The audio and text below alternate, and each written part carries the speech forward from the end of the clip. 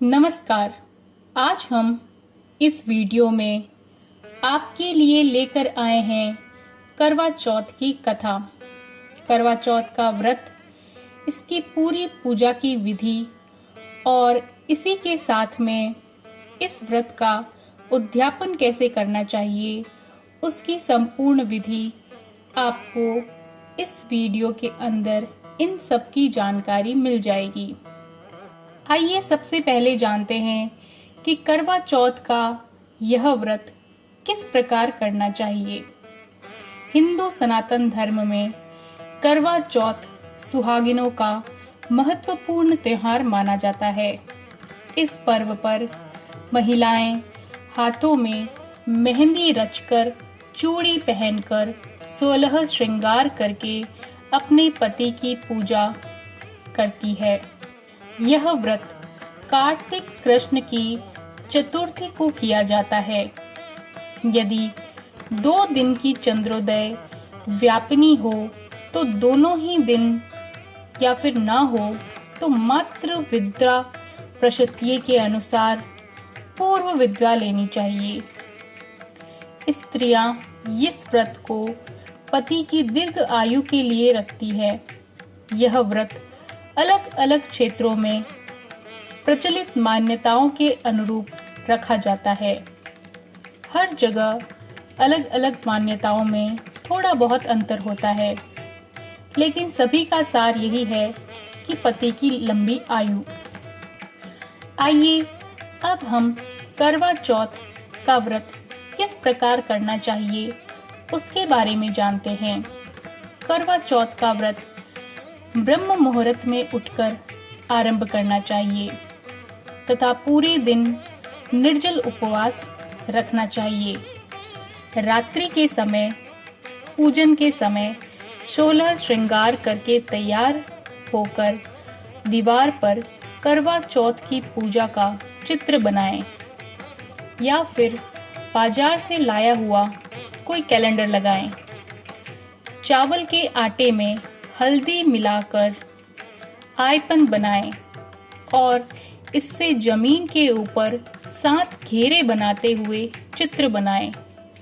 जमीन में बने इस चित्र के ऊपर करवा रखें और उसके ऊपर नया दीपक रखें। करवा में आप 21 सीके लगाएं और करवा के भीतर बताशे, चूरा और साबुत अनाज डालें। करवा के ऊपर रखे दीपक को प्रज्वलित करें।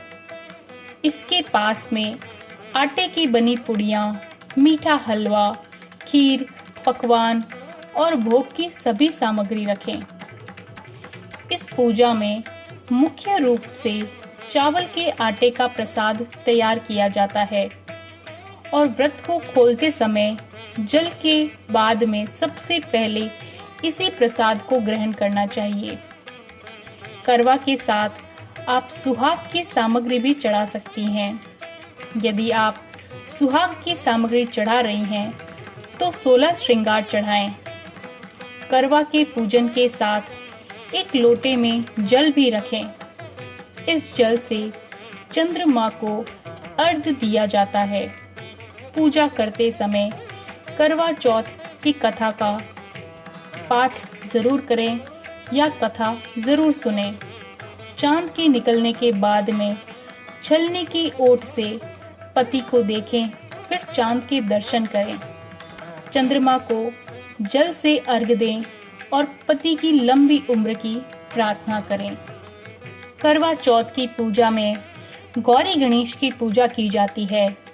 गौरी को लकड़ी के आसन पर बिठाएं। चौक बनाकर आसन को उसके ऊपर रख दें। गौरी को चुनरी चढ़ाएं। बिंदी आदि सुहाग की जो सामग्री होती है उन सभी से उनका श्रृंगार करें। रोली से करवा पर स्वास्तिक भी बनाएं। गौरी गणेश की और जो चित्रित करवा है उसकी परंपरा के अनुसार पूजा करें और पति की दीर्घ आयु की कामना करें। इसके बाद करवा पर 13 बिंदी रखें और गेहूं और चावल के दाने 13 दाने हाथ में लेकर करवा चौथ की कहानी सुननी चाहिए। तो आइए इसके बाद में हम करवा चौथ की जो कथा होती है वो सुनते हैं। बहुत समय पहले की बात है। एक साहूकार के 7 बेटे और उनकी एक बहन थी जिसका नाम था करवा। सभी 7 भाई अपनी बहन से बहुत ही अधिक प्यार करते थे, यहाँ तक कि उसे पहले खाना खिलाए बिना वह खुद खाना नहीं खाते थे। एक बार उनकी बहन ससुराल से मायके आई हुई थी। जब सभी भाई शाम को घर आए तो देखा कि बहन बहुत ही व्याकुल थी। सभी भाई खाना खाने के लिए बैठे और अपनी बहन को भी खाना खाने के लिए कहा, लेकिन बहन ने बताया कि उसका आज करवा चौथ का निर्जल व्रत है और वह खाना सिर्फ चंद्रमा को देखकर उसे अर्घ देकर ही खा सकती है। क्योंकि चंद्रमा अभी नहीं निकला है, इसीलिए वह भूख प्यास से बहुत ही व्याकुल हो रही थी। सबसे छोटे भाई को अपनी बहन की ये हालत नहीं देखी गई। वह दूर पीपल के एक पेड़ पर एक दीपक जलाकर चलनी से ओट में रख देता है। दूर से देखने पर वह ऐसा लगता है जैसे चतुर्थी का चांद उदय हो रहा है। इसके बाद भाई अपनी बहन को बताता है कि देख, चांद निकलकर आ गया है, तुम उसे अर्घ देकर भोजन कर सकती हो। बहन खुशी के मारे सीढ़ियों पर चढ़कर चांद देखती है, उसे अर्घ देकर खाना खाने बैठ जाती है। वह पहला टुकड़ा मुंह में डालती है तो उसे छींक आ जाती है। दूसरा टुकड़ा डालती है तो उसमें बाल निकल के आ जाता है और जैसे ही तीसरा टुकड़ा मुंह में डालने की कोशिश करती है तो उसके पति के मृत्यु का समाचार उसे मिलता है। वह बौखला जाती है। उसकी भाभी उसे पूरी सच्चाई से अवगत कराती है कि उसके साथ में ऐसा क्यों हुआ। करवा चौथ का व्रत गलत तरीके से टूटने के कारण देवता उससे नाराज हो गए और उन्होंने ऐसा किया है। जब उसे सारा सच पता चलता है तो वह अपने पति का अंतिम संस्कार नहीं होने देती और अपने सतीत्व से उन्हें पुनर्जीवन दिलाकर रहेगी, ऐसा कहती है। वह पूरे 1 साल तक अपने पति के शव के पास बैठी रहती है, उसकी देखभाल करती है। उसके ऊपर उगने वाली सुईनुमा घास को वह इकट्ठा करती जाती है। 1 साल बाद फिर करवा चौथ का दिन आता है। उसकी सभी भाभियां करवा चौथ का व्रत रखती है। जब भाभियां उससे आशीर्वाद लेने के लिए आती है तो वह प्रत्येक भाभी से यम सुई ले लो, पिय सुई दे दो, मुझे भी अपनी जैसी सुहागिन बना दो, ऐसा आग्रह करती है। लेकिन हर भाभी उसे अगली भाभी से आग्रह करने का कहकर चली जाती है। इस प्रकार 6ठे नंबर की भाभी आती है तो करवा उससे भी यही बात दोहराती है। वह भाभी उसे बताती है कि क्योंकि उसने अपने सबसे छोटे भाई की वजह से यह व्रत तोड़ा था, अतः उसकी पत्नी में ही शक्ति है कि वह तुम्हारे पति को दोबारा जीवित कर सकती है। इसीलिए जब वह आए तो तुम उसे पकड़ लेना और जब तक तुम्हारे पति को जिंदा न कर दे उसे नहीं छोड़ना। सबसे अंत में सबसे छोटी भाभी आती है। करवा उनसे भी सुहागिन बनने का आग्रह करती है, लेकिन वह टाल मटोल करने लगती है। इसे देख करवा उन्हें जोर से पकड़ लेती है और अपने सुहाग को जिंदा करने के लिए कहती है। भाभी उससे छुड़ाने के लिए नोचती है, खसोटती है, लेकिन करवा नहीं छोड़ती। अंत में उसकी तपस्या को देखकर भाभी पसीज जाती है और अपनी छोटी उंगली को चीरकर उसमें से अमृत उसके पति के मुंह में डाल देती है। करवा का पति तुरंत श्री गणेश कहता हुआ उठकर बैठ जाता है। इस प्रकार प्रभु कृपा से उसकी छोटी भाभी के माध्यम से करवा को अपना सुहाग वापस मिल जाता है। हे श्री गणेश, हे माँ गौरी, जिस प्रकार करवा को चिर सुहागन का वरदान आपसे मिला है, वैसा ही सब सुहागिनों को मिलना। आइए अब हम करवा चौथ के उद्यापन की विधि के बारे में जानते हैं। सबसे पहले करवा चौथ के उद्यापन में कौन कौन सी सामग्री की आवश्यकता होती है उसके बारे में जानते हैं। नारियल, रोली, अक्षत, थाली, सिक्का, सुपारी, सुहाग का सारा सामान जैसे कि कुमकुम, सिंदूर, मेहंदी, बिछिया, वस्त्र, चूड़ी, हल्दी, बिंदी, कंघा, काजल, शीशा और आदि। आइए अब हम उद्यापन की विधि के बारे में जानते हैं। करवा चौथ पर उद्यापन करने के लिए 13 सुहागिनों को सुपारी देकर भोजन के लिए आमंत्रित करें। 13 स्त्रियां वही होनी चाहिए जो करवा चौथ का व्रत करती हैं।